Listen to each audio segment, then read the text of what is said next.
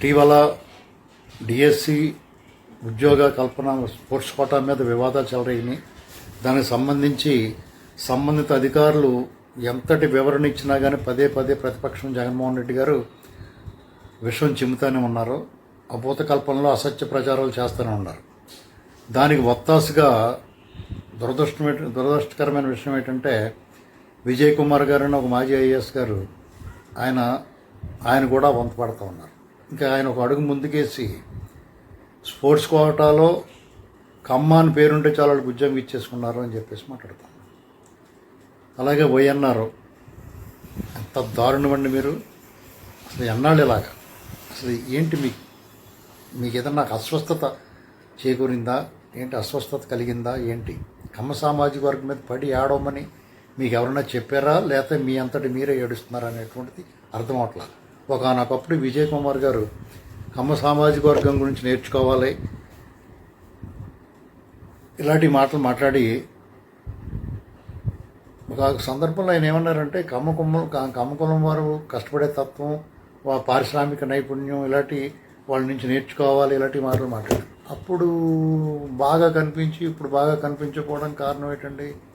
మీరు సర్వీసులో ఉన్నప్పుడు ఇంత బహిరంగంగా సర్వీస్ నుంచి బయటకు వచ్చిన తర్వాత ఇంత దారుణంగా విషం కక్కుతున్న మీరు అసలు సర్వీస్లో ఉండగా నిష్పక్షపాతంగా ఉన్నారా? జగన్మోహన్ రెడ్డికి ఎంత వంతపాటు ఉంటారో అనేటువంటిది అర్థం అవ్వట్లేదా? పైగా మీరు మీ సర్వీస్లో ఉన్న పరిటాలరావు గురించి గట్రా మాట్లాడారు. ఇలాంటివన్నీ అసలు ఏంటిది? ఇంత పెద్ద ఆఫీసర్, మంచి ఆఫీసర్, ఒకప్పుడు చంద్రబాబు నాయుడు గారు నాకు ఎక్కడో మారుమూల పాడు ఉంటే నన్ను గుర్తించి గౌరవించి మీరు జాయింట్ కలెక్టర్గానే ఎప్పుడో ఉన్నప్పుడు ఇలాంటిది సడన్గా మీకు చంద్రబాబు నాయుడు గారి మీద ద్వేషం ఎందుకు వచ్చేసిందండి? అంటే జగన్మోహన్ రెడ్డి గారి మీద మోజు పెరిగిందా చంద్రబాబు నాయుడు గారు లేదా తెలుగుదేశం పార్టీ? మీ క్యాస్ట్ ఏంటండి మధ్యలో? ఇక్కడ ఈ కమ్మ సామాజిక వర్గం మీద గతంలో 36 మంది డిఎస్పీలు ఇలాంటి మాటలు మాట్లాడారు. ఇప్పుడు మళ్ళీ స్పోర్ట్స్ కోటాల అసలు ఆ ఉద్యోగాలు ఎన్ని వచ్చినాయి? అసలు మీకు సోయి ఉందో? అసలు మీరు ఏమో ఒక డేటా లాంటిదైనా పెట్టుకుంటారా? మీరు కనీసం ఏం జరిగిందో తెలుసుకుంటారా? మొత్తం స్పోర్ట్స్ కోటా కింద వచ్చిన మొత్తం ఉద్యోగాలు 380. అందులో ఎస్సీలకి 112 ఉద్యోగాలు 29.4%, పీసీలకి 196 ఉద్యోగాలు 51.58, ఎస్టీలకు 29 ఉద్యోగాలు 7.63, మొత్తం ఓసీలకి 43 ఉద్యోగాలు అది 11.32%. అంటే మొత్తం ఉద్యోగాలు ఓసీలకు వెళ్ళింది కేవలం 11.32%. కమ్మ సామాజిక వర్గం ఓసీ కేటగిరీలోనే ఉంటుంది కాబట్టి మరి మొత్తం ఓసీలకు 11%, అందులో 43 ఉద్యోగాల్లో ఎన్ని వచ్చినాయి అనేటువంటిది ఇప్పటి వరకు మేమెవరం కూడా దీని గురించి మన వాళ్ళకి ఎన్ని వచ్చినాయి, మన వాళ్ళు వచ్చారా లేరా అని ఎవడో ఆలోచించలేదు. ఈవెన్ కమ్మ కార్పొరేషన్ డైరెక్టర్గా నేను కూడా మీరు ఇంత అవేర్నెస్ తోటి ఉండి ఎవడో కూడా దీని గురించి కక్కుర్తి ఉండదండి. ఎవడో కక్కుర్తి పడే పరిస్థితి ఉండదు. ఎవడో పైరవీలకి ఛాన్సే లేదు. మీకు పూర్తిగా తెలుసు. తెలుగుదేశం ప్రభుత్వం ఇప్పుడు కూటమి ప్రభుత్వంలో ఎవడన్నా పైరవీ చేసుకుని ఉద్యోగం సంపాదించుకోవాలంటే వాళ్ళకి అవకాశమే లేదు. అదే జగన్మోహన్ రెడ్డి మీ గ్యాంగ్ అంతా ఉన్నప్పుడు ఎలా పడితే అలాగ వచ్చి నాకే తెలుసు ఆ విషయం. ఇక్కడ అసలు ఛాన్సే లేదండి. అసలు ఛాన్సే లేని చోట మీరు కమ్మారికే ఉద్యోగాలు వచ్చేసినాయి అని చెప్పేసి అలా మొత్తం ఆధారాలతో సహా మేము ఇది మా కమ్మ కార్పొరేషన్ తరపున నేను స్పందిస్తూ ఉన్నాను యాజ్ ఎ కమ్మ కార్పొరేషన్ డైరెక్టర్గా. అలాగే ఆంధ్రప్రదేశ్లో ఉన్న కమ్మ సంఘాలందరూ కూడా విజ్ఞప్తి చేస్తూ ఉన్నాను. మనం ఏదో ప్రతి సంవత్సరం నవంబర్లో కార్తీక వన సమారాధన చేసుకోవడం, 10 మంది కలిసి ఆ స్కాలర్షిప్లు 10 మందికి ఏదో మనం చేసుకోవడం, ఇలాంటివి ఒక్కసేపు ఒకరినొకరు పోగొట్టుకోవడం కాదు. సామాజిక వర్గం మీద నిత్యం విషం చిమ్ముతున్న వాళ్ళ పట్ల కూడా మనం అప్రమత్తంగా ఉండాలి. వాళ్ళందరూ ముట్టు పుణ్యాన్ని మనం ఏం తప్పు చేయకుండా మన సామాజిక వర్గం మనం బతుకుతుంటే ప్రభుత్వాల నుంచి కూడా ఆశించిన సహాయం అందకుండా ప్రభుత్వాలు కూడా ఏ ప్రభుత్వం ఉన్నా సరే మనం దూరం పెడుతుంటే జగన్మోహన్ రెడ్డి ఏమో సామాజిక వర్గం మీద పగబట్టాడు, అతను దూరం పెడతాడు.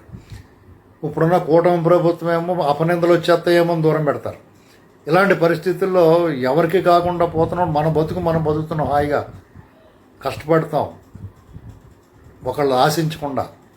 అలాంటిది వీళ్ళు మైక్ దొరికింది కదా, ఇంటర్వ్యూ ఇస్తున్నారు కదా అని చెప్పి కూర్చుని వాళ్ళిద్దరూ ఒక ఐఏఎస్ ఆఫీసరు ఐఏఎస్ ఆఫీసర్లు కౌంటర్ ఇస్తున్నారు కదా అని చెప్పేసి మరి ఒక ఐఏఎస్ ఆఫీసర్ మాజీ ఓడగొట్టిన మంచం కూడా దింపాడు మాట జగన్మోహన్ రెడ్డి. అతను దింపాడో మీకే దురదెక్కొచ్చారో తెలియదు. నేను మాత్రం మా కమ్మ కార్పొరేషన్ తరఫున మా డైరెక్టర్లు అందరూ, మా చైర్మన్ గారు కూడా దీని మీద సీరియస్గా తీసుకుంటా ఉన్నాం.